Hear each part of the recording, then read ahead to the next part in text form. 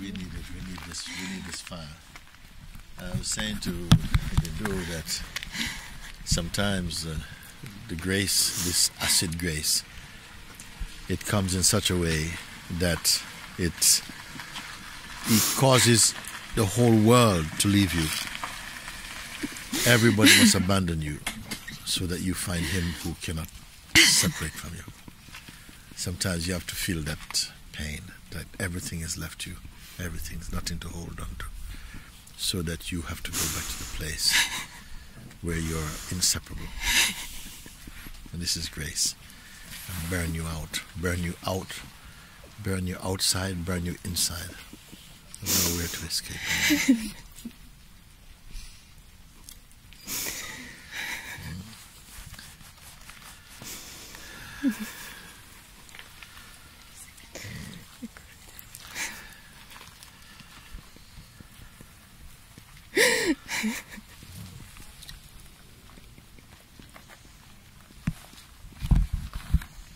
Sometimes you have to become a disciple of the truth in the life is the greatest auspiciousness.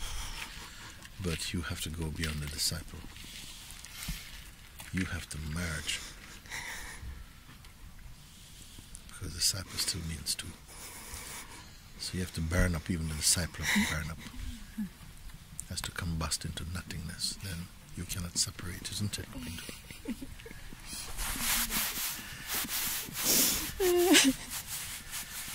Yes, bittersweet. I'm sure that was the inspiration for the Chinese to make sweet and sour. One of their most popular dish. Sweet and sour. Bitter and sweet. Go beyond life and death.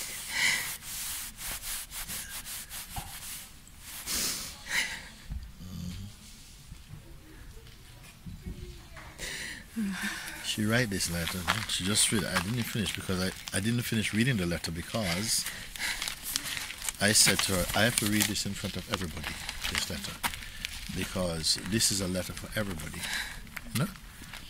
But not everybody yet. It's more. This letter is from her because it is hers now, but maybe become everybody else's later, no? She write, beloved master, I have no time. Tonight this prayer is burning inside my heart. Please, beloved, let only you remain inside my heart. Let my heart dissolve completely in you. I want to die before I die. I see that I spent lifetimes running away from you, but now good fortune brought me at your feet. I didn't do anything to have this privilege. It is a gift, and I don't want to miss my chance. If only one of us has to wake up to the truth, I must be that one. I don't want to survive. I don't want to save all my loving for someone who is loving me. This illusion, this attachment must die completely inside this being. I know it has done its work, but now it's not time anymore. I am not saying I will not love anyone anymore. I don't know what can happen in the future. From today, in fact, I don't have any future. I am thankful to this situation. I am thankful this situation brought up this strong attachment and identity for its last dance in that way. You often say you cannot make it by determination, and it is burning inside my being. I don't want to fall asleep anymore. I cannot forget you again. This laziness must disappear.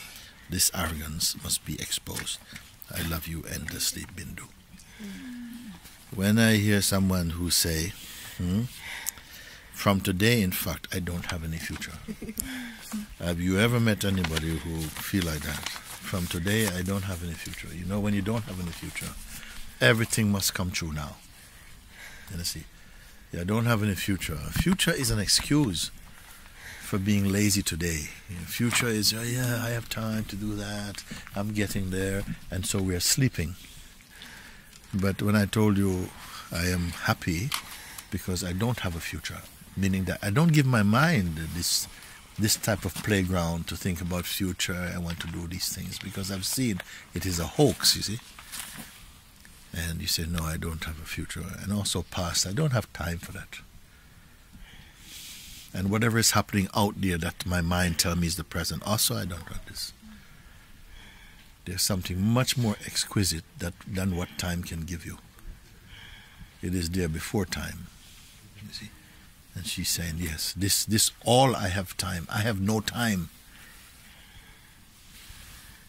for the world. I only have time for truth now. I am only here for truth. So that is something for me. This is my language. This is my language. This is my language. I know this language.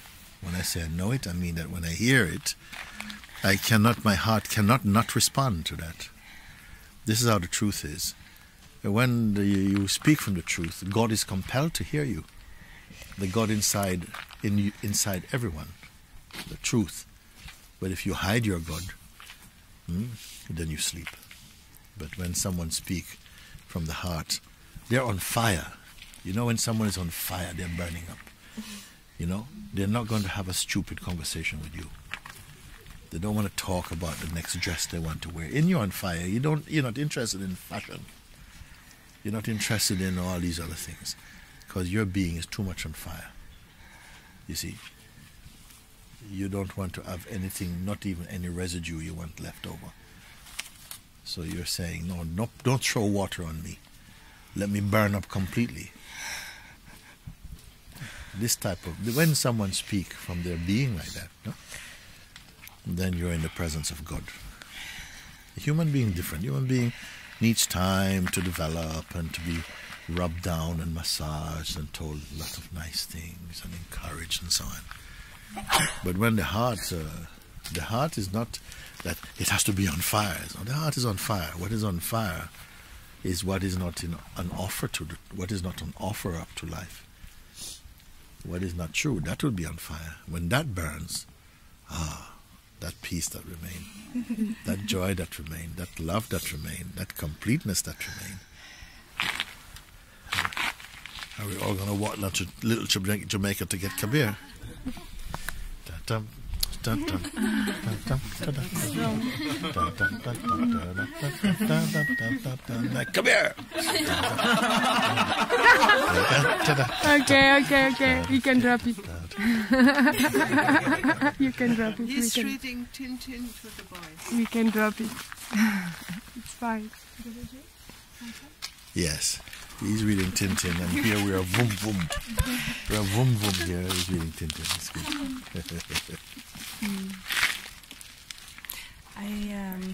I'm going to heaven.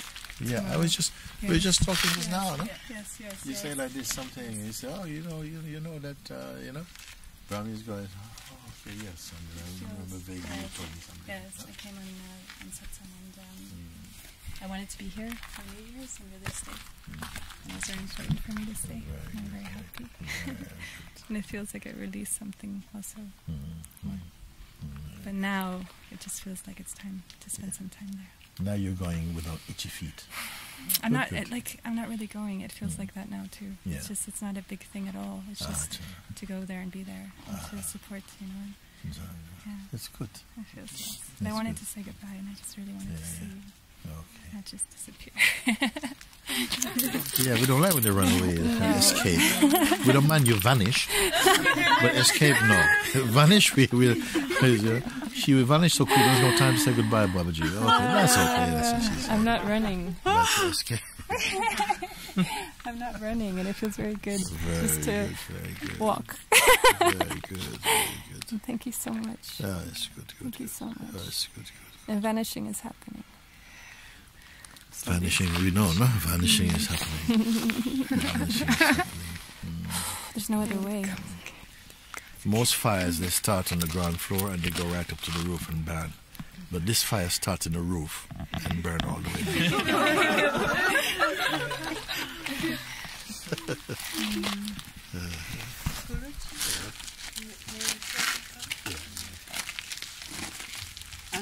Yesterday the satsang was very strong on me because I felt that there is still this so-called freedom of individuality, within me, and I would like to put this at your feet. Yes. This And burn it completely, because it's nonsense. I can see it, how it's... And that's why I live outside and have my cottage rented, and Yes. The sense of individuality will always have to remain to some extent. Individuality is a beautiful thing in a way, no? Yeah. What is different is any pride in it or any attachment to, sort of like egoic autonomy, and I need to have my space. Yeah, I need this and this. so. And that has a smell with it that's not good. and this is what I feel Yes, within me. Yes. So being protective of that means you limit yourself, because sometimes life wants to put you in a shape, even for a few seconds, put you there, and you're uncomfortable because you're not in your bed. You're in another bed. I want to be in my bed. I can't sleep. I'm in my bed. Yeah, it's all and we can about develop this. these type of It's all things. about this, and it seems very comfortable, but it's such a limitation. Yeah. And just to be open, Yeah. It's not that life wants to put you in all these. Maybe with being very open, you stay in the same place. It doesn't matter. Yeah. You see, but I can. I hear what you're saying. But before it comes from my family background. We were raised to be free and independent, and not being dependent on anyone. Yeah. And this freedom brought me onto the search, because I wanted to be free, but it was a kind of misunderstanding. It was coming from the person. Yes. And now I see I still have this This tiny is a good little thing, corner because inside me. it's not you want freedom, but you want it on your own terms. Yeah. Not that. Yeah. You say something has to be given up. This insistence on the me-ness, because otherwise you keep the me. Yeah. You keep the me, which is the thing. Ultimately, you have to drop it. It has to go beyond the little me, become the full I, but not the me. The me is mean. And you start to disagree and start to like so. Yeah. This is a very good thing to recognize. Is it I would like that? put it The at attachment to your that. Yeah. It's very good. It's very good. Yeah, look at that. And these are not New Year's resolutions, are they? This is not New Year's resolution. This is the heart, sort of seeing things and feeling, you know what? It's, enough of that. Not New Year's resolution. New Year's resolution is for worldly mind. And usually we can't keep up what we resolve to do. Yes, I'm not going to smoke this one today. Sort of stuff or whatever. Intention is fine. But here it's coming from a deeper place. A seeing, an in-seeing, what you may call insight. And it's preventing to open the door completely. Very good. It's very good. Watch how your life is going to be so much broader now and so beautiful. And you see you've lost nothing, actually. You've lost nothing. In fact, you gain so much more. You've lost nothing. Because this little protectiveness makes you feel like you're protecting something. But when you lose it, you've lost nothing but limitation. The attitude alone has changed that. The attitude has changed now. So it's so beautiful. Hi, darling. Is it okay if I... Yes. Thank you.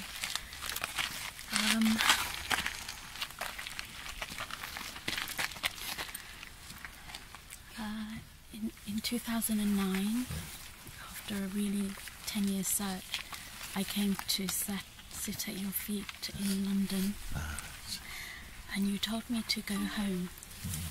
You said, go home, and you will serve your life at home. And I went home, and I have 2 young children, and I met self through my children. Yes. I didn't have any more books and any more teachings, and I didn't even listen to you, Jamie and Sienna.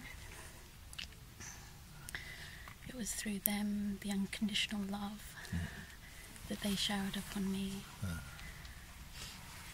And I met with all the parts of my mind that had not been mothered and hadn't been fathered. And I dissolved with them. I began to dissolve with them. And I'm still at home. Yes, yes. But I'm at home. Yes. And my daughter for Christmas, she drew me Monty Sahaja. And I knew that it was time to come back. Yes. And to be at your feet. Yes. Yes. And now I don't know. Yeah, it's okay not to know. It's okay not to know. You come and you're just here. And outer knowings are not important. No. At a certain point, outer knowings, the life take care of that. These are just the prasad of life is happening outside. But inwardly, we don't know what is left or what further grace can manifest and things like this. Yeah. And just to be into that open expanse, you know. Yeah, and I see. have Yeah. some mothers and children. They come and sit in the kitchen. Yeah, yeah, And they just come to sit. yeah. Very, very good. And that's it, really. Nothing. Yes. Yeah. Yeah. One thing I would say to anybody, you know, never feel that you have reached anything. Yeah. Yeah. Just somehow those thoughts, they will die in you by themselves. The thoughts that you know, you have more to go or you have less to go, that you've reached or you've not reached, all those things perish. Just like space has no commentary to make about life.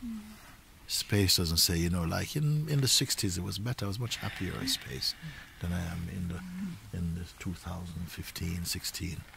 No, it's just there, and it's always pure. It is always pure. It doesn't age. You know, it doesn't have good days and bad days. You see, so this is something that the mind becomes this pure. And just, we're here, everything, one place is not better than another, just that your heart says, okay, go this place, go sit here. And you have to know the difference between your heart and your mind. Heart doesn't speak very much. If he speaks something, it's really to itself it's talking. You know, mind has a lot of things to say. Mind says many things, you know. Yeah, you need to do this and that and so on. But you just be in that silence, and when you check in to find who is living here, tuk, anybody home inside there, you cannot find any evidence of some particular entity that's there. And yet something is announcing itself, a quality of presence that is always here inside. But it is sizeless, and yet it seems to fit inside this body and work with this body in its own way. But it is sizeless. And you begin to see how it is also manifesting in the other forms and how it relates to apparent differences, you know, but it is just the same one. Thank you. I feel that something inside has been very restless because you've been given a lot of room to play, and have not made the best of it, you know. I know that there's something here for you. I know there's some way in which I'm connected with you and you're connected with me at some level. But it has to also come with some discipline. It cannot be on your terms, you know. Yes. And so I feel you have to be willing to walk the path. You know, it is really something to walk in the shoes of a disciple. A disciple means to give up your own sense of what you think and to really walk, because we don't always know what's good for us. The only thing you can say that can be, you can say, well, that's right, is that if you feel that, you know, I need to wake up from this egoic, you know, sort of identity, then this is good. But other than that, anything you decide within your own sense of personal autonomy is not the best thing for you. And to come into a place like this, you have to abide by the rules, because we are not rule lovers here. You know, when we first came to Monte Sahaja, we didn't have any idea, no blueprint, nothing at all. It's like we landed from another planet we came. We had very little idea what to do when people came, particularly people who were more disciplined in their orientation, like German people come and they say, okay, so what is the plan for today? So we don't have one. You know? And they were completely lost. They were saying, oh my God, but it cannot be, I don't know what to do. And they learned a lot to loosen up. But the others were kind of, we're just doing what we feel we can see. Oh, we have to de-bramble a lot of trees and so on like that. So everybody had to de-bramble trees, and that's not the best work. Lots of cuts and bruises. Everybody coming home like we come from a battlefield, and wearing chappals, sandals. Everybody wearing sandals. So we just work like this. But gradually it came that some rules had to be in place, because it's clear that some people live in such a way that they don't show care for others, or just they only take care of themselves. So then we had to say, listen guys, it has to be different. And that's how they kind of it started like reminders didn't work, and then reminders became rules. And then the rules didn't work, and then it became law. In a way. We don't like it, but you say, well, we have so many things to do. I said, well, because without it, it's worse. And then when we are, as it said in the scriptures also, the law is made for the unrighteous, not the righteous. You see? And what is righteousness? Because we're saying that, everybody has to follow these 10 commandments, but something was beautiful when someone asked Jesus, what is the greatest commandment? He said, to love God with all your heart and your mind and your soul and your strength. And then next thing, to love your neighbor as yourself. Yeah. He said, within these two, in fulfilling these two, you automatically fulfill all the other laws, because they were the highest. And both of them said love. That you must have love for God, respect for God. Because the one who has that respect, that one is wise. In whatever way that God appeals to you, with form or without form. But it just means the higher principle that really is holding and manifesting the harmony of existence. And an intelligent person, any intelligent being, knows that this world is not a chaos. There's a harmony, an underlying harmony. We see chaos because we see, when we are functioning from merely the body-mind idea, individuality, ego, creates a lot of distortion, creates a lot of disharmony. But that's not only what is here. Underneath that, a great harmony supports that. It is even in that, it's so great that it allows the sense of disharmony to manifest, knowing that disharmony can never overcome or go beyond the great harmony. The great harmony holds all things. And the great harmony is the nature of God. It says, love God with all your heart, your mind, your soul and strength. Means that you are in obedience to that principle. You love it, you honor, you respect that. That is intelligence. And then to love your neighbor as yourself, meaning that if you love yourself, or if you love your family, they are, in God's eyes, they are no more special than another family. A human being will love a family because of attachment. You think, well, this is mine and this is me. So we give special love and attention to that. And then other families say, it's not me and not mine. So you don't give love to that. But intelligence knows that all beings are lovable in the core. And it's because of the unlove why we are not lovable. Actually, we behave in such a rebellious way. So it says, love your neighbor as yourself. That seemed a very simplistic way of putting it, but we have moved so much into the field of disharmony that we cannot just simply love your neighbor as yourself.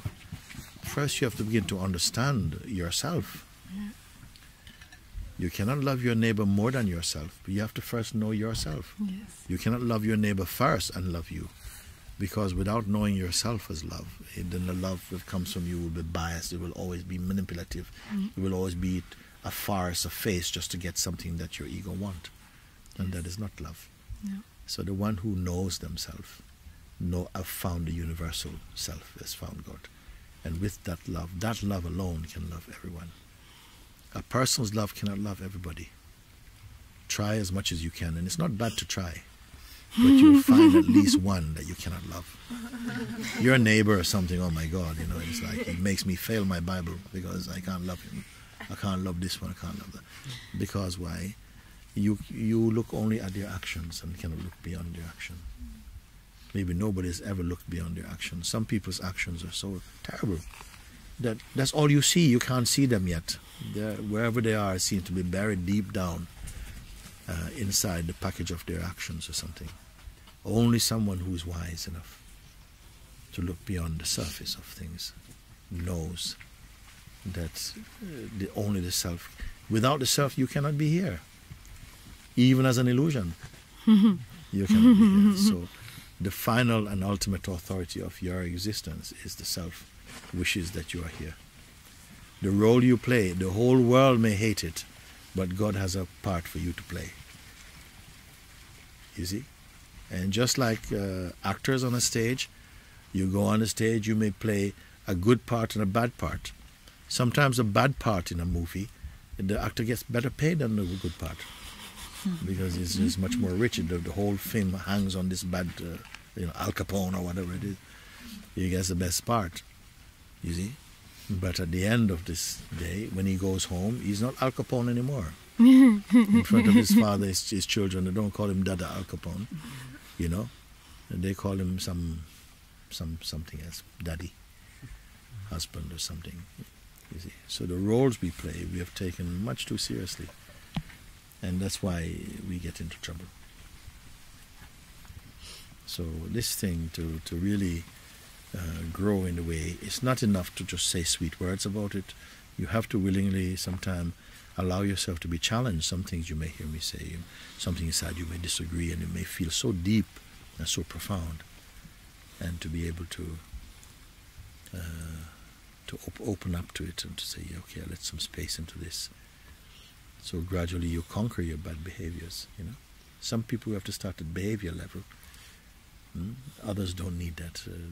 They're already sufficiently flowing smoothly that we can do the internal work much more, or get to that part.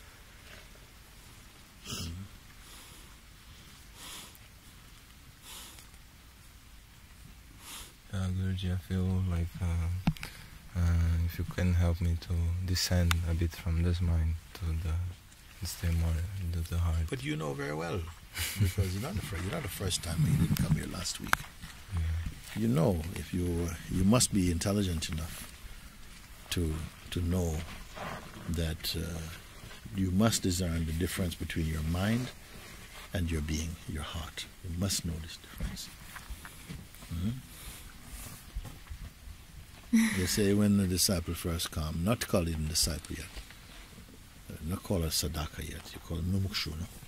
Meaning that you are just beginning to get the understanding and to see, okay, this is, so this is my mind, so I'm observing my mind and I'm not my mind. That stage you call mumukshu, you know? By the time you get into sadaka's phase, it means that you already know this and you're functioning from the state of presence. Your relationship with all the beings in the world is functioning from presence. Unless you are functioning from presence, you're in trouble. You cause a lot of trouble. You give more trouble than you give goodness. You see? In a state of presence, wisdom is already manifesting in you. You see? Mumukshu is different. It's like a parrot. You hear something, you only can say what a parrot says. Parrot. The parrot says, 5 plus 5, 10. 5, 5, 10. 5 plus 5, 10.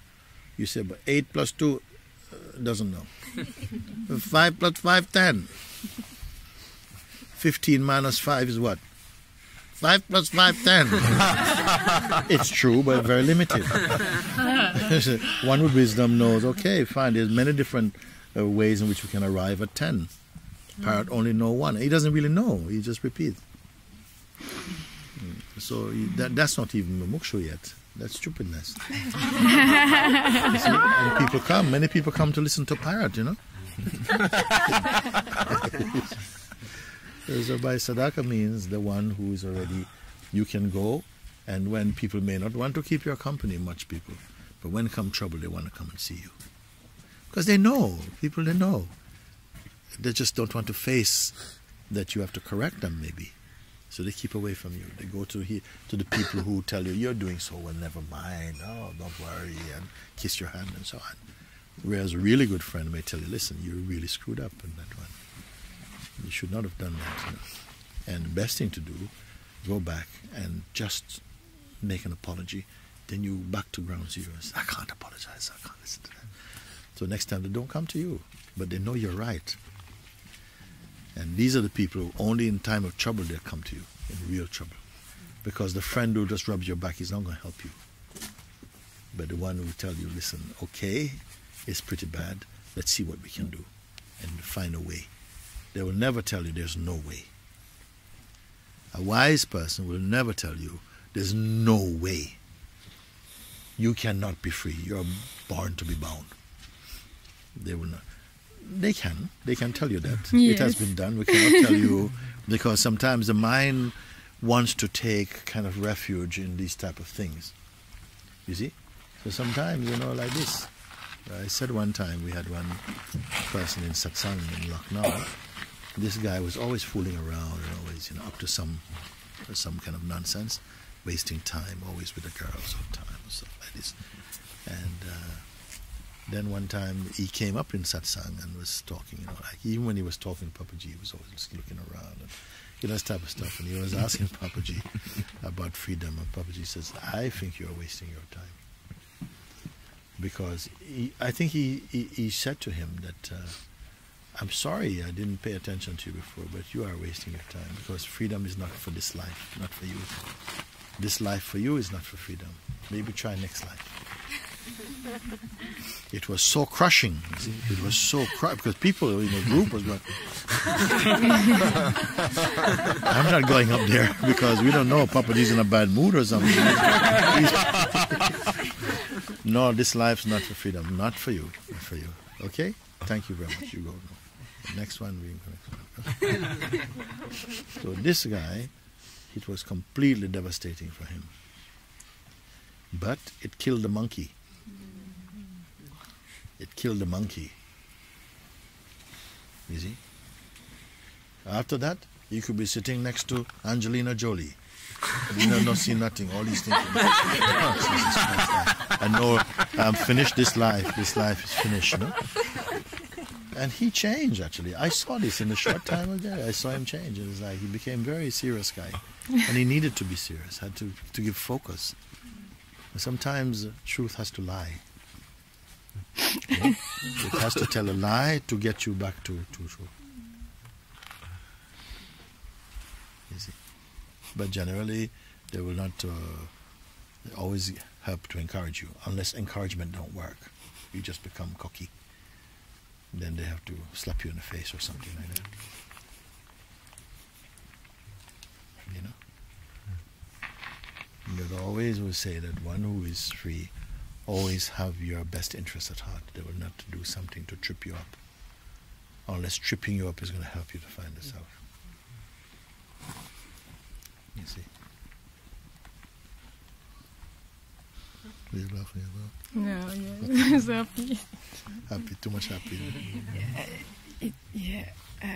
I want to read her letter because many of you were not here, and she came just now. We are going out, by the way, late now. Sorry. I'm not sorry. No, I'm just so happy. Because we're going out, and I saw her coming up, and she said, I've got something for you. So she gave me this letter. I started to read it, and I said, I have to read it in front of everybody.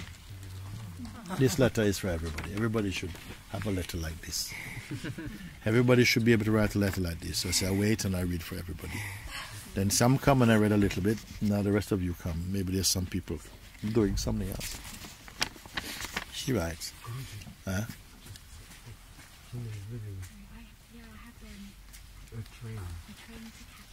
Aha! Look at that. Oh, okay. Okay. Yeah. Very good, very good. Let me say something to all of you. If you're leaving, tell me one day before you go. because I may have something for you.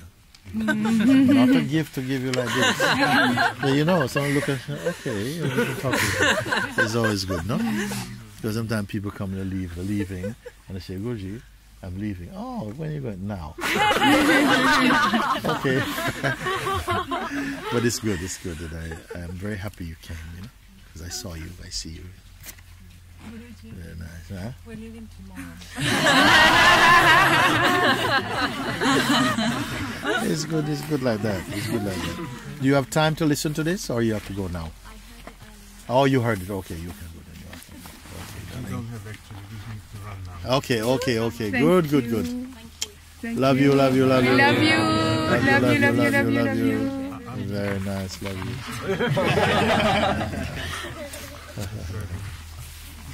Very good, man. Okay. Thank you. Yes, because you know what happened is that on, when was it now? New Year's Eve, I think it was.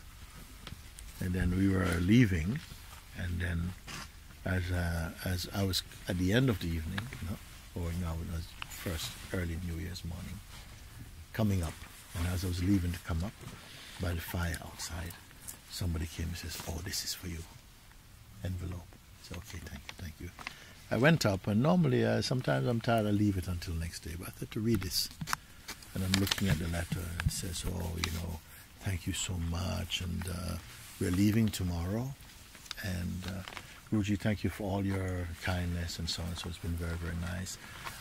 I came here because, you know, I want to share with you that I've been seeing another teacher for some time, and I feel a lot of love for her, and I think that somehow you may feel that it is in some way like keeping a duality, and it is, isn't it? Say, what kind of letter is this? Okay, tell her to come and see me tomorrow morning, 11 o'clock. I need to see her.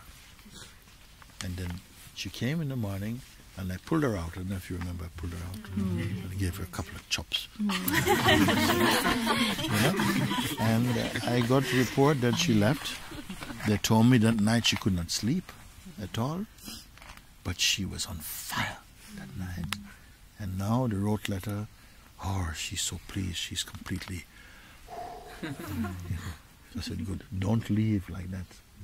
Don't come and pinch my bottom and run away. Okay?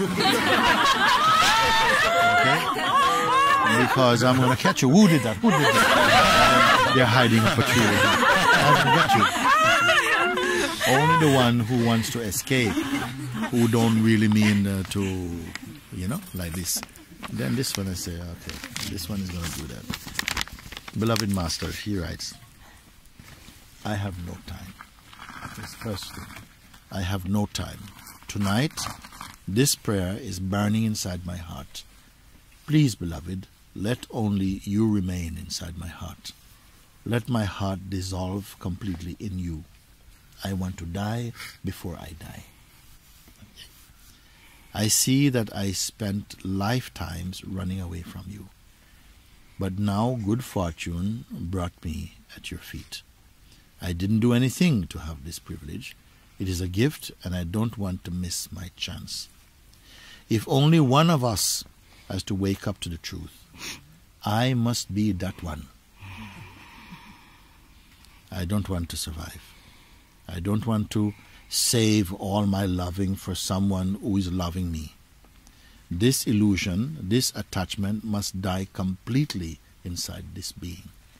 I know it has done its work, but now it's not time anymore. I am not saying I will not love anyone anymore. I don't know what can happen in the future. From today, in fact, I don't have any future. Okay? I don't see any tear marks on this. I am thankful this situation brought up this strong attachment and identity for its last dance in that way. You often say you cannot make it by mere determination. And it is burning inside my being. I don't want to fall asleep anymore. I cannot forget you again. This laziness must disappear. This arrogance must be exposed. I love you endlessly. Bindu. This is one. Yeah. Is it? Okay. So what kind of letter is this one? This is a now letter. This is freedom letter. This is freedom words. Sometimes people ask a question or say something. I said, it is not freedom question. I'll answer. This is a knowledge question. People ask question. This is a knowledge question, and a knowledge answer will satisfy them. It's okay. You know? Like, Mooji, what happens after we die? And, okay. After, depending upon the level of your maturity now, it will determine what you experience. And that is a knowledge question. But someone saying, I can't breathe, Mooji. I can't breathe anymore. The breath that belongs to the ego, I can't breathe it anymore. Please help me. Move aside, everybody. This one. You have the attention. Something brings you to that one, because if it is genuine, I'm not talking about crocodile tears now. I'm talking about someone who is really on fire, someone really wants to know. They don't want philosophy from me. They don't want my opinion. You see? They just want spontaneous combustion, basically. They want to combust into awakening or something, you see? And that is not to say that the awakening is like, and you're suddenly vanished or here in this way. Yes, there is an instantness about the realization of the self, like suddenly a twist of attention, and the realization becomes very, very clear inside the heart. That is the beginning. It must continue to stabilize. Stabilize. This is why I say that sometimes there is a continuing sense of maturing, but against a background of unchanging awareness, if you follow. The awareness is not growing, okay? But somehow the being is burning away like a meteorite falling from the heavens towards the earth, but never hits the earth. It just exhausts itself before it crashes in the earth. In the same way, something inside you, your being is combusting, you see, into pure awareness. It has to be like that. This is what I mean. And I know these meteorites. I know these particular meteorites. They're not going to fall. They're not going to fall from the heaven while I'm sleeping in bed. I'm going to catch them. And yet I'm not sitting up waiting to see shooting stars.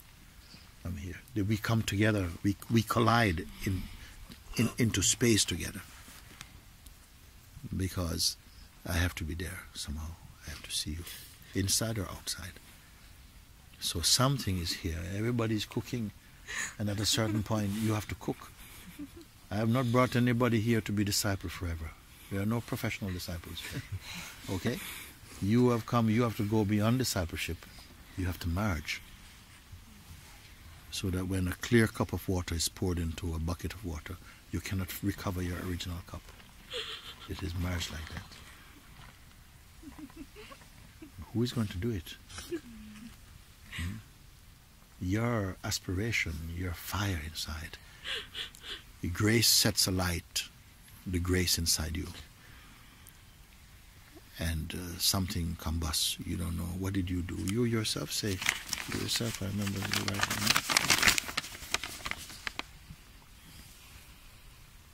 I didn't do anything to have this privilege. But it's a gift. I don't want to miss my chance. You can't say, well, what happened when I did this, and then that, and then this is what happened. You see, it has come for you. It's your time. You see, in this spiritual kitchen, I don't keep a fridge here. I don't put no eggs in the fridge for later. Everything must be cooked today. You see, everything is cooked today. But you, the vegetables, are walking out on your own. Looking for earth, and says, no, it's time to cook. Isn't it? The vegetables are climbing down the shelf. Tomorrow, can I be meal tomorrow? And you say, no, I want you today. You are broccoli, no?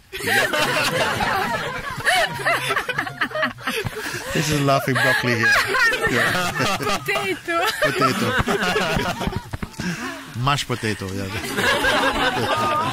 Meaning, you can eat it without teeth. Yes. You have to be so You have to be so softened up. Even Granny can. We don't need any teeth. You are softened up enough. Softened up meaning you are rendered completely ready by your sadhana has made you into paste. Baby food. You see? So we can eat you baby and Granny can eat you.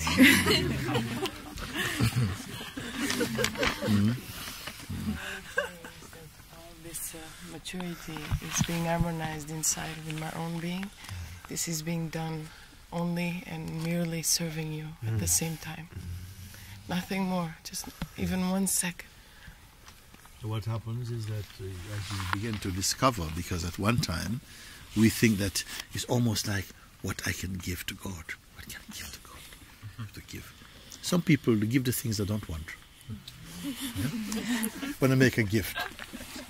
And even to me they bring their old gifts they don't want. They come and they bring also a box of mangoes. And with only 3 good ones on top. The rest is all kind of, just to make an impression. This is not a gift. This is not a gift. And then people come and give you what they don't want. Some give you what they do want, what they do like, they give you. But who gives the giver? You see? We come and you put, you go to the lion and you give him, a tin of tuna fish. He doesn't want, he's in a cage looking at you. And you are giving him tuna fish and bird seed. And he's saying inside his mind, saying, now, why don't you stick your head through that? And I'll be very interested. You're going, come on, kitty cat, come on, lion, roar, look, kitty cat, smell tuna. And I said, no, you put your head inside, okay? And all of this will be nicely taken care of. But you don't want to put, not even your fingers you want to risk. You want to put there. So in the beginning like this, we feel you're giving something. Only when you begin to be touched inside your heart are you giving your whole self.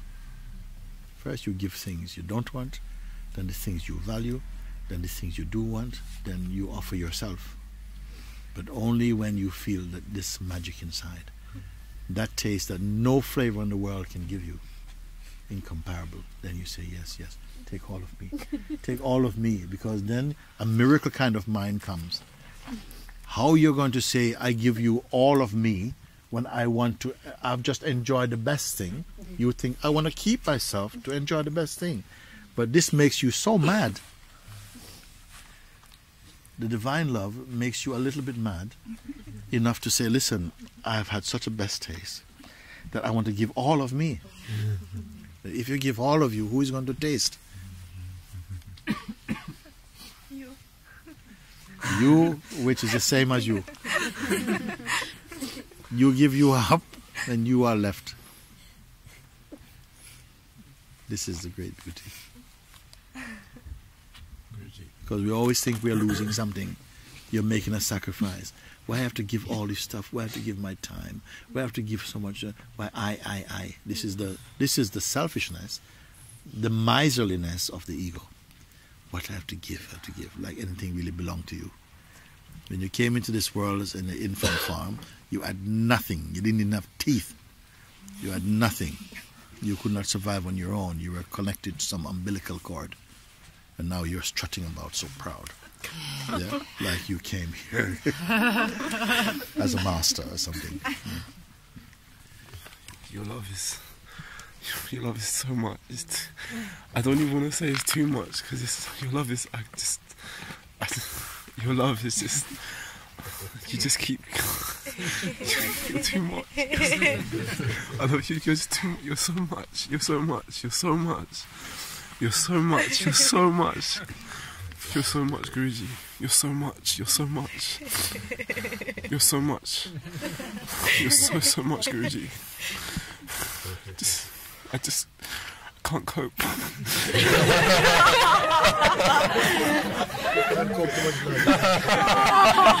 You collapse in that love. And that love is going to make the best. Produce the best. Yes, it is.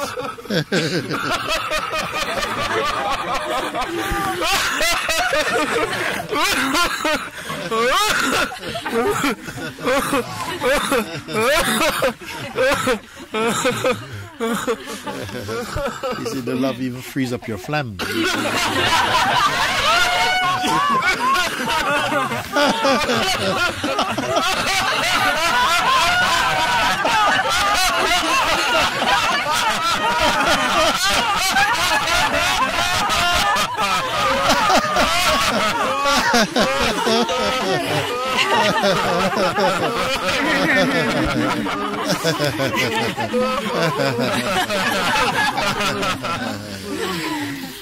You said here, remember your mind, you say something, you said, oh, so here it's coming, you see.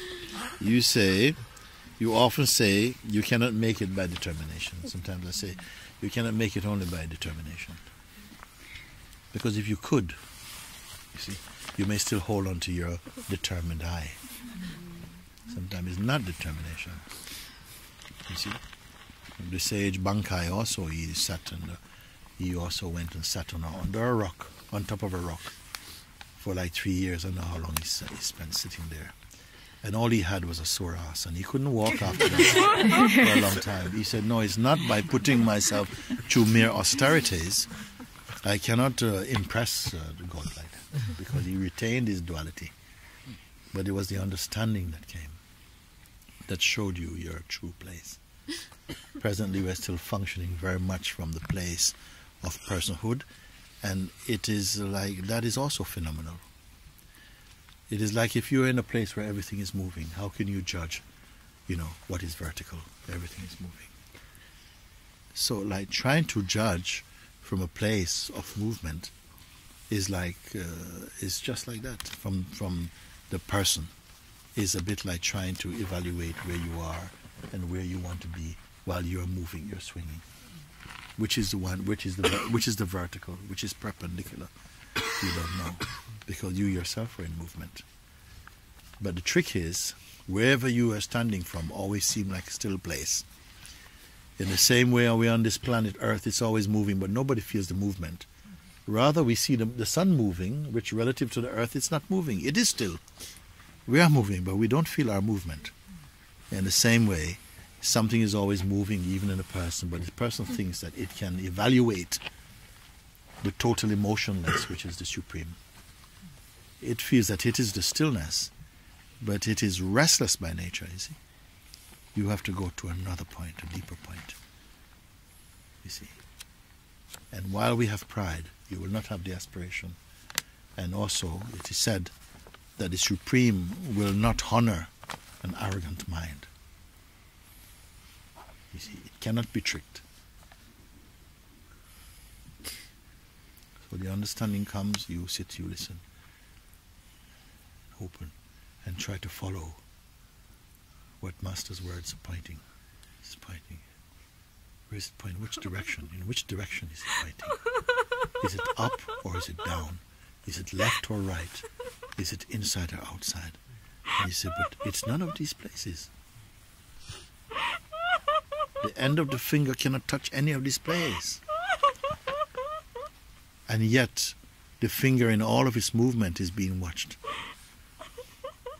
In what direction is that absoluteness? And you cannot just know it in your mind, you have to know it intuitively.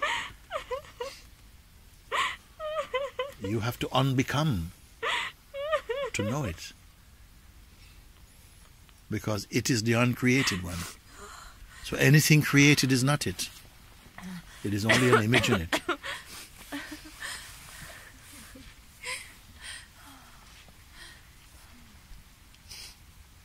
So if you're waiting for the next thing, I'm saying, you have missed your chance. If you're waiting for the next thing to say, yeah, where is he going? You have already missed, because I'm always speaking from here.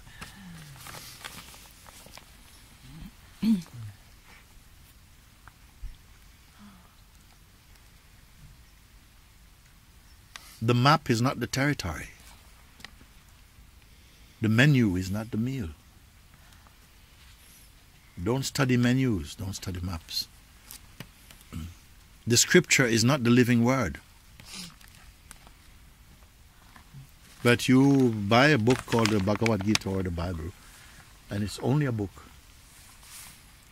But when it touches your heart, it becomes scripture. It becomes a living words of God. It has to connect with you. It has to come alive. It cannot stay alive on a page.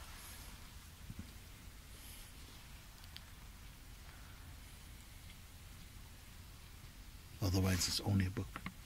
It has no value for you. But someone who reads it and feels it in their heart, it becomes life itself.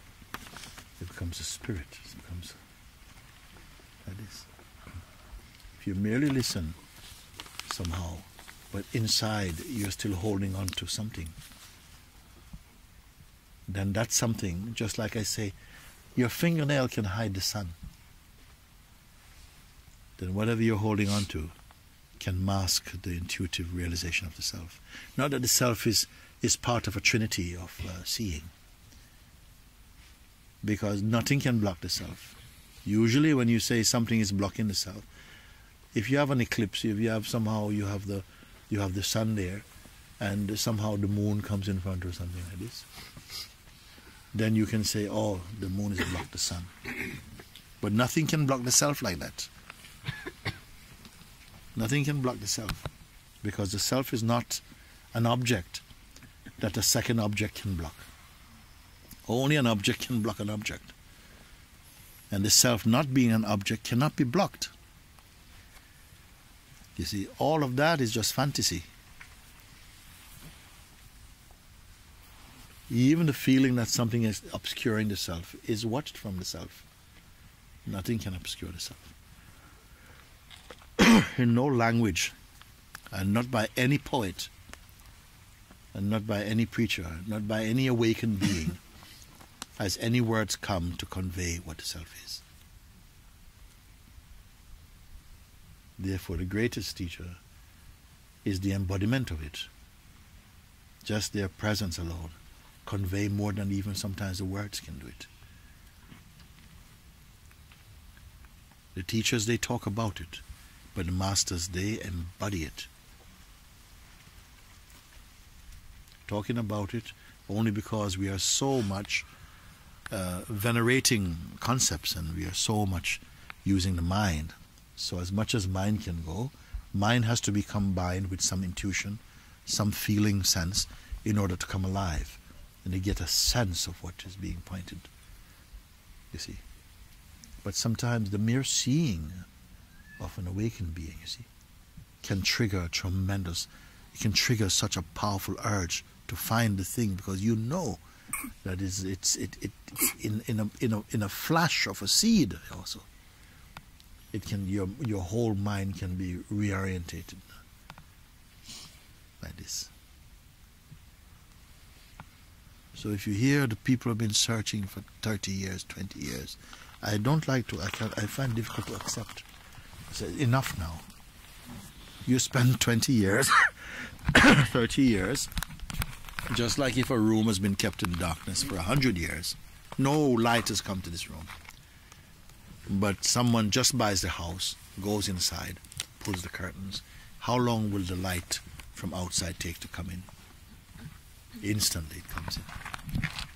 It won't take time. Says, look, well, wait a minute, because it's been dark for 100 years. Give me at least 5 minutes to reach. No, instantly, the whole room is filled, flooded with light. In the same way, in that way, as soon as the heart opens, the whole being is filled with light.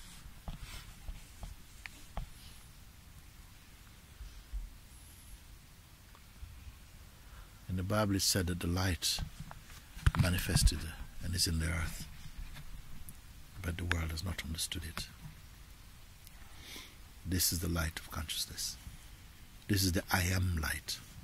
This is the Christ consciousness, the Shiva being, the Krishna consciousness, same thing.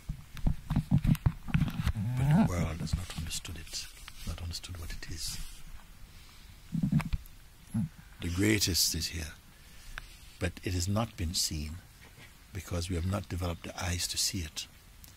The eyes have not yet been made pure enough, nor the mind pure enough to comprehend the things of God.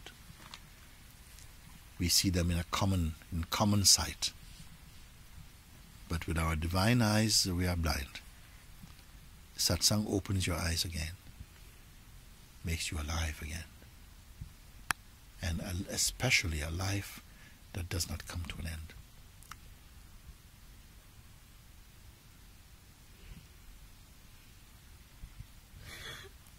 We are not all experiencing life in the majesty it is, but according to the limited capacity and our limited intelligence and maturity, you see what you are able to see, not what there is, just what we are able to see to match the maturity in us. So I am calling you all the time, put everything here out, put everything in. Put everything into this. You cannot cheat. Because if you save something, you're making a secret, you're saving something for an erroneous identity. You're saving something. If there's something good and you put it in, it will not be lost. If there's something good, something is really precious, or something really, really important, something really beautiful, something really true, you throw it in the fire, it will not be burnt. As I say, step into this fire of self-discovery. This fire will not burn you. It will burn only what you are not. So if there's something true there, you put it in the fire, it will not be burnt. Only what is untrue will be burnt. You have no reason to save anything, and you don't even know what is good. You see? I put everything in the fire, everything in my pockets. Everything which is hidden, which I don't know is hidden, everything which I know is hidden. My pockets, everything, I just put everything in the fire. Yes. And put your eye in the fire too. Put my eye in the fire. This is good. If the eye goes in first, the rest can come in. Because the rest only have their value for the eye. So you put the eye in the fire, and we see what happens if you care for the rest. If you put your eye in the fire, the rest belongs to God, don't worry. And you put your ownership, you put your projections, put your interpretations, put your tendencies, all the projections in the fire, everything is fine. This is the eye.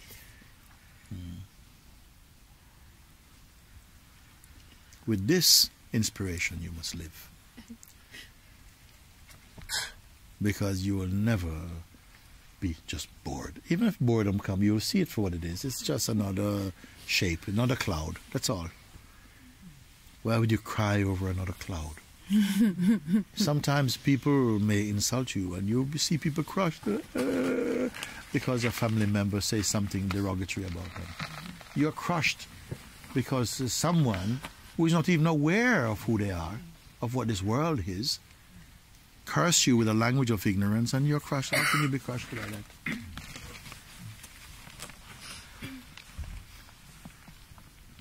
Suppose you're walking by and a dog says, "You're an idiot." That would really be something, right?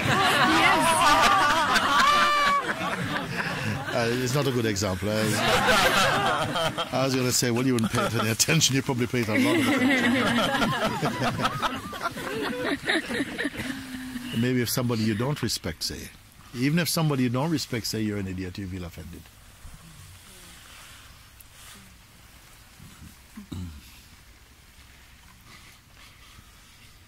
There's a saying that it's not good to bite, but it's good to be bitten. When you're bitten, you somehow feel all your stuff coming up. And it gives you a chance to see what if you're too comfortable, too cozy, you don't see. You don't see. Yeah? When you're proud, you think you're full of such wonderful things. Every part of you is good. But when you have got diarrhea, you look at this, I'm not full of so much wonderful people. Can you be proud? How can you be proud when you got diarrhea? You don't feel proud. Sometimes you have to get all your people see, you feel terrible, but at least you're healing. Something is cleaning. My examples are not always elegant, but you get my point. No? That somehow you get to see, well, wait a minute, and all this, and your pride does not support you, does not help you. And never convinces anyone that you're just a legend in your own mind. You see, that people don't see what you think you're making them see.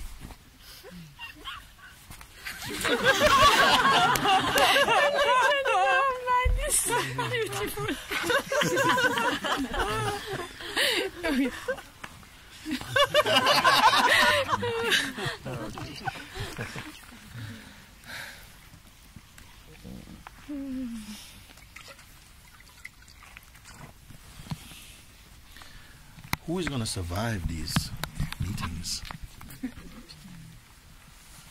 if you bring your heart to it? If you listen inside your heart, who is going to survive?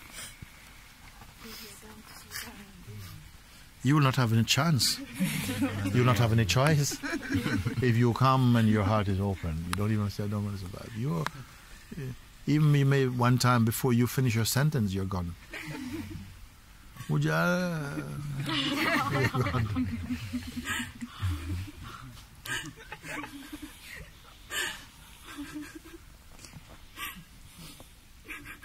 I want a little bit of that, Guruji. If somebody you like so much kiss you, you feel so much joy. But what happens if God kisses you? From inside your heart, your being. What's going to happen to you?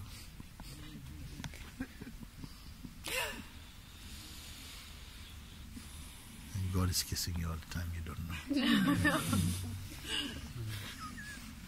That's why I say we are stupid. You can only be mature enough to recognize what has always been here. You don't have to create anything new, anything fresh. You only have to see what has always been here. If anybody tell you anything different, I say no. Anything different is only another configuration of the 5 elements in their dance as manifestation. Some people know that. Even something new, yeah, I've seen it before actually. It feels like this for me, every face I see. I could go to Timbuktu or someplace in the Sahara or wherever it is, Iceland or whatever. And everyone I meet, I know them. I don't know the detail, how old you are. This is not you, actually. But I know where that light that shines in your eyes, I know where it comes from. To that one I'm speaking. You see.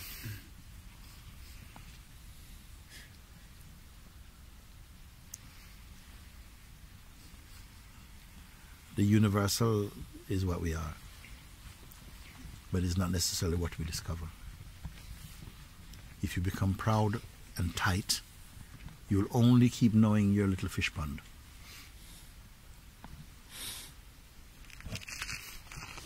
Satsang opens all that up. It crushes your boundaries and show you they are imagined. Guruji, I want to be crushed. You want to be crushed.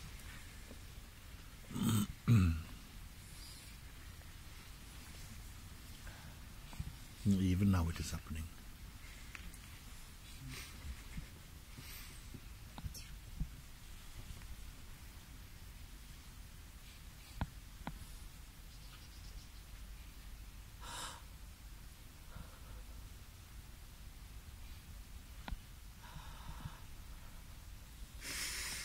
The true being cannot be crushed.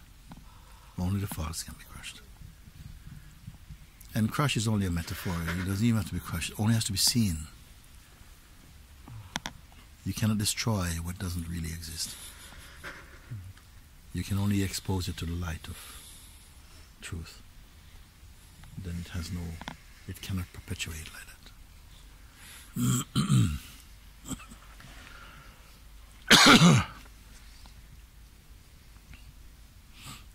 while we're in the world or in the worldly mind, you know, we are very gullible, very easily influenced. Your mind can twist and become something very, very, very quickly. For some people, even somebody whispers something in their ears, and their mind is changed and taken another form. But not so with one who is stabilized in the heart. Their wisdom never leaves them. There's a saying, in whichever direction you move, the needle of the compass always points north or something. Whatever direction you go, your inner needle always points to the heart. It's always in the heart. So you will never go astray. You may be blindfolded and taken to another planet, but your place, no, I'm always just here. Whatever is appearing in front, the scenes may change, but the seer is constant. And right there you find your orientation. But we try to find our orientation in things which are external and which are themselves always moving. And we ourselves put ourselves in a place where we ourselves are also moving. So you have to find the single unmoving thing in the universe. And why it is unmoving is because it is infinite, limitless. Can I share? Yes. The movements in my being has been very strong. It's always shifting. Everything I know is changing all the time. Sometimes very fast pace, and sometimes very light. And it's like almost this, there's nothing to hold on to, but I see there's things trying to pick up some type of shape.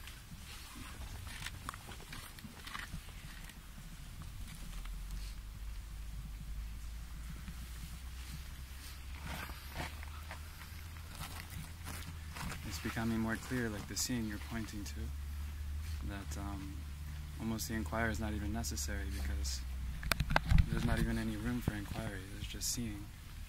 But when you say just seeing, what is being seen to call it seeing?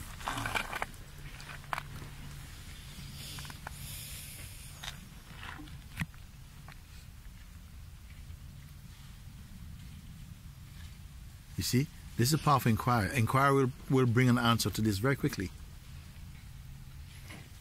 You see, if there's just seeing, there's no time even for inquiry, there's just seeing. What is being seen to call it seeing?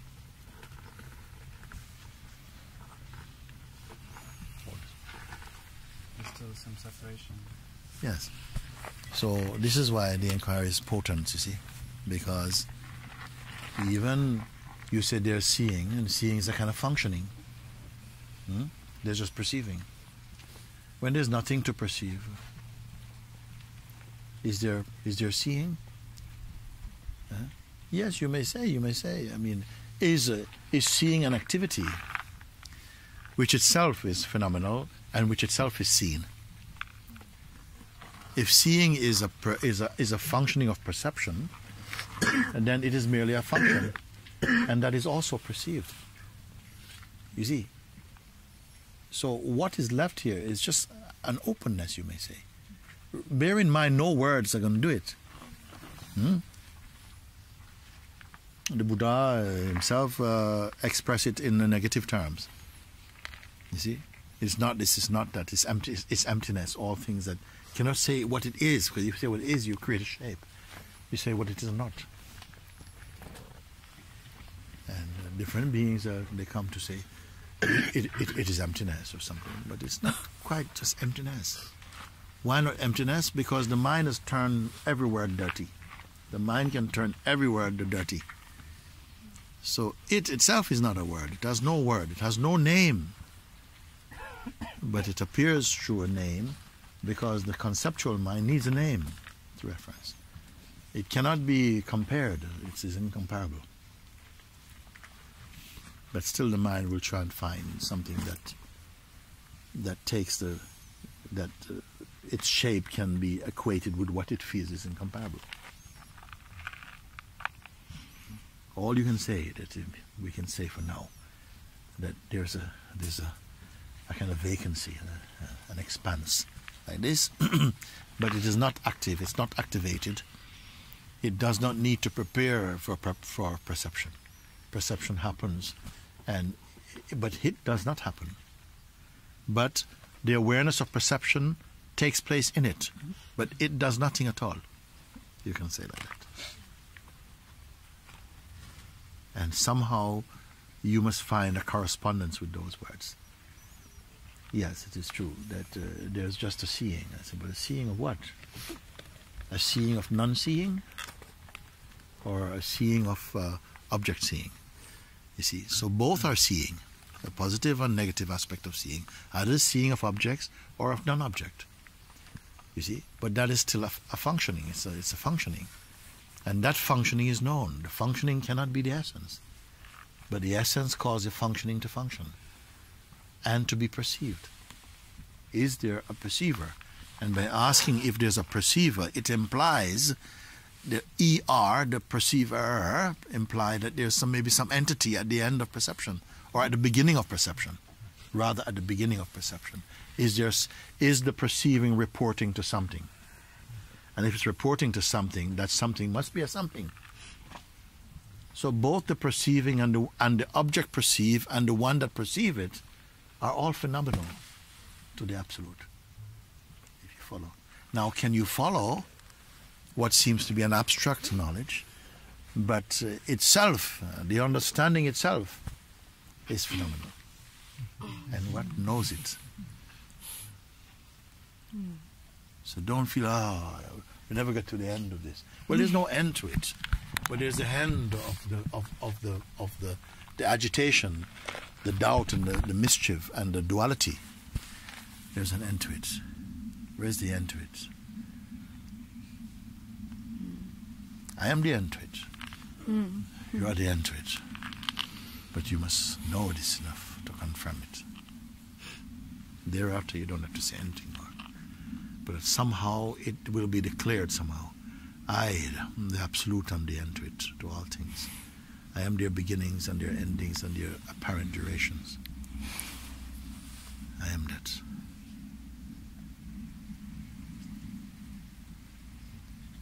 Time is simply my toy. And then you must know this. And this without any arrogance. Who's there to be arrogant? From here is generated the expression called love.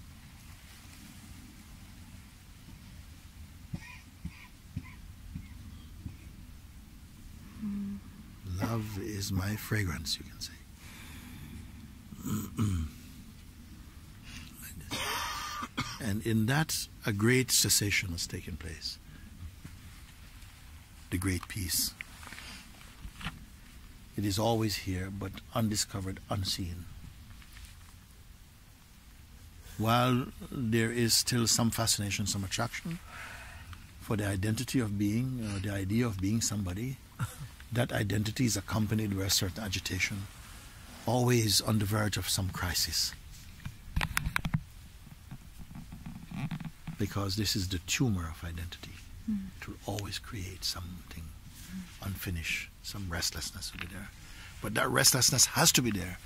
It works also for the Supreme, because without the restlessness, the aspiration to go beyond the restless will not arise. And if it does not arise, then you will stagnate. You will stabilize in the wrong place, as if that is possible. It is not possible. You just move through new chapters of suffering, which somehow the being has deemed it enough for some, enough suffering.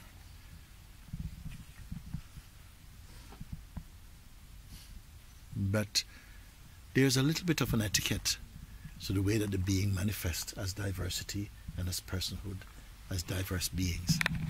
It is like a play of cooperation. It must infuse inside each expression of consciousness a seeming will and a seeming choice, a play of choice. So that in the instrument there must be the play of choice to choose righteously between that which is relative and that which is absolute, or that which is true and what is false. And by doing that, it exercises and stimulates grace to come more fully in front. If it stays in the shape of a person or any individual autonomy as an entity, it will always anticlimax. It will not reach there.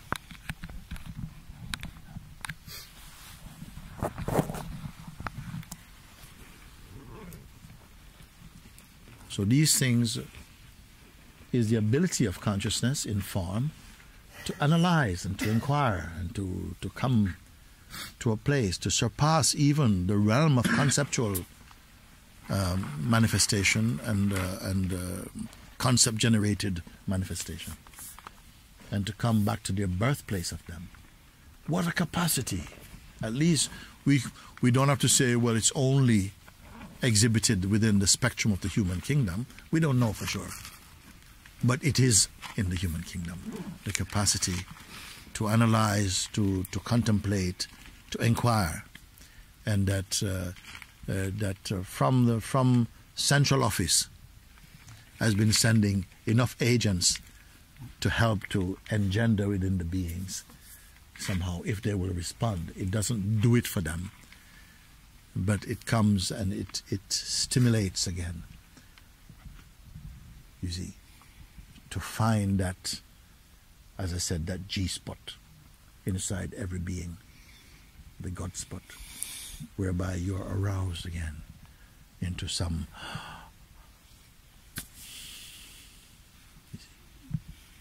this is the divine romance, you can say. That something is so triggered, because you cannot just do it with a flat, boring, kind of it will not be aroused. You are just in some tamasic negative state.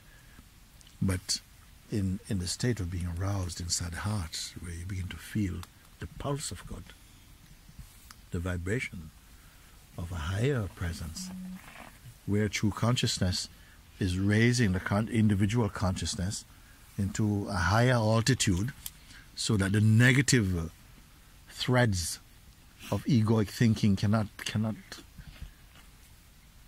you see.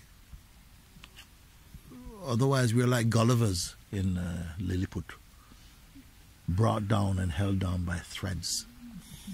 The threads of desire and attachments and fears are just little tiny things collectively bind. But something that is able to raise up to such an altitude of consciousness that you're automatically raised into the level of pure presence.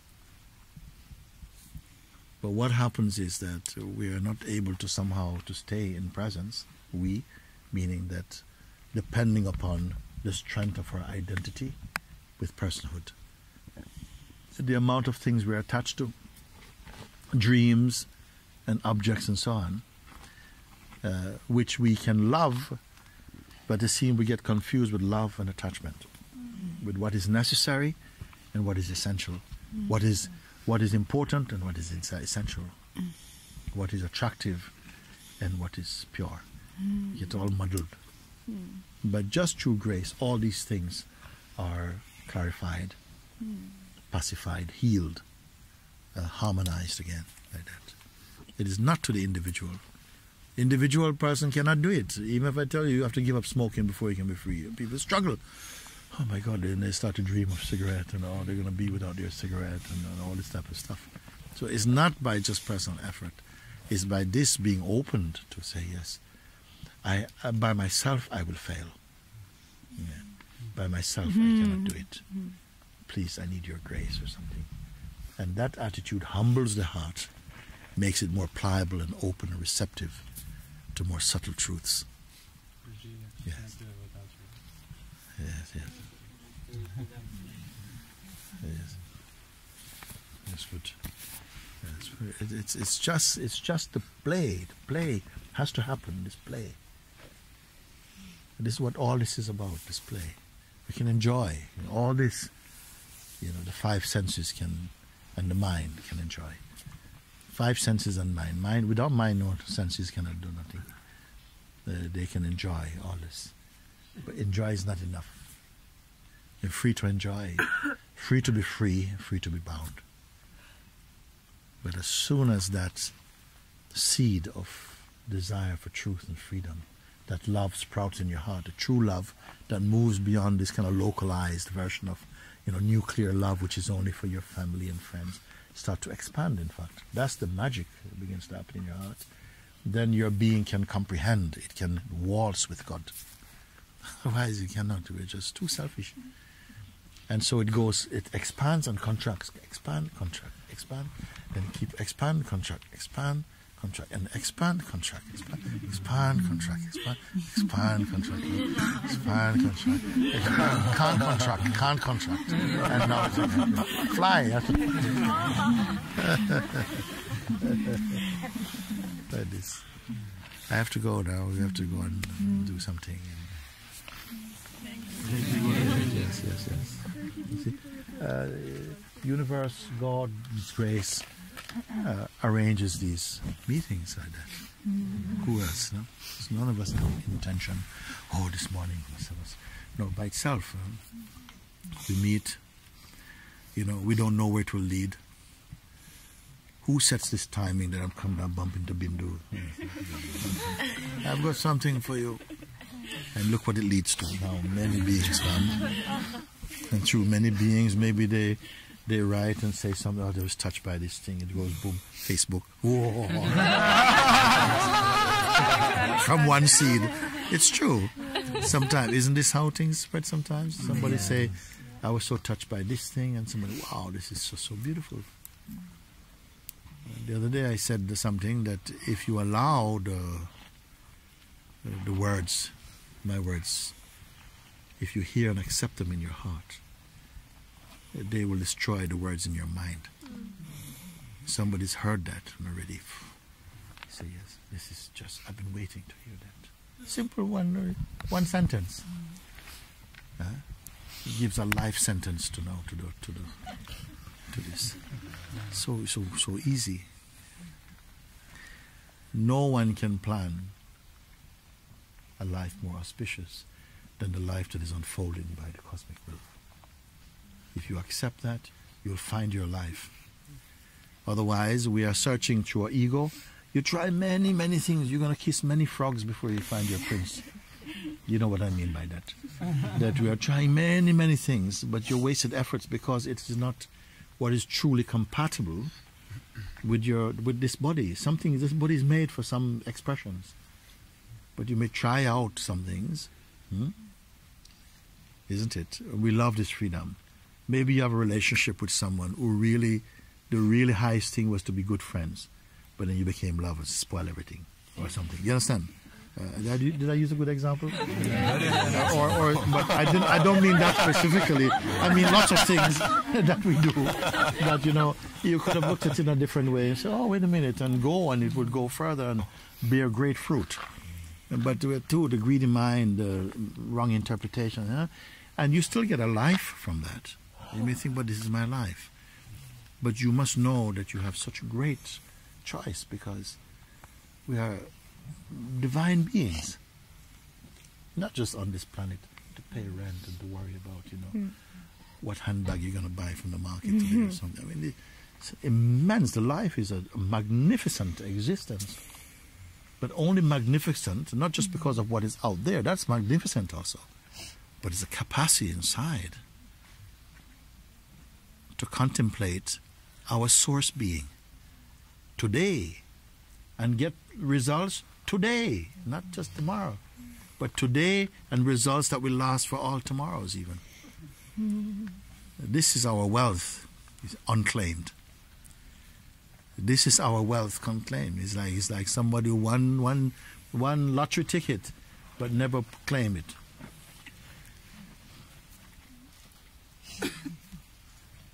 Winners from the beginning, but maybe losers in life, in our way that we live the life, or in how it is played through the mind, not knowing that this is only movie. It's only movie. And God's movie, you can keep changing, take different color, different shape all the time. Okay, thank you. Good. I remember sometimes when I was so moved by the presence of the Holy Spirit. And I can use this word or another words we can use. I just wanted to jump out of myself with so much joy. But this is, I'm the luckiest being in the whole world. I mean, what have I done for this? I go climb a tree. I'm backflip out of it all. So full. Sometimes so full of joy. You know, sometimes I couldn't walk. I'd be leaning up against a tree. My legs would not be able to move. So much joy is inside. So much peace. It's like your whole body is filled with mercury. Couldn't move, but what mercury? My God! There's so much joy, so much peace, so much peace, so much peace. It's manifesting in so many different forms of sweetnesses. I keep falling into the ditches here, but I never hurt myself. Yeah. Oh, you see, this is another beautiful thing. We have had, listen, as I said before, very few professionals have come here. Many people have come to Sahaja. They can hardly use a nail clip. And they have gone to work in construction. And really, there should be, by now, an average of maybe 9 or 10 dead people. From amputations of machinery and things. We've had nothing really major. People have fallen off roofs. They've had trucks full of stones run over their foot. People have been crushed by cars right here, run over by all kinds of things. They are still alive.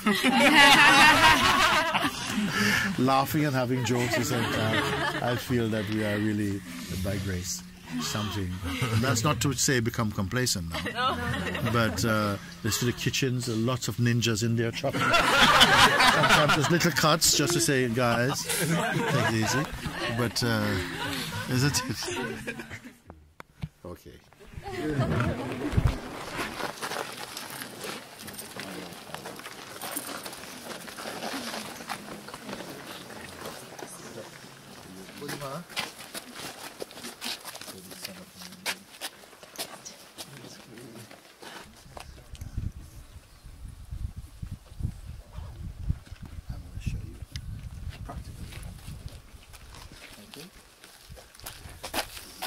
She said, I don't know how to surrender, Guruji. So I said, I'm going to show you practically. Now I have to think of something.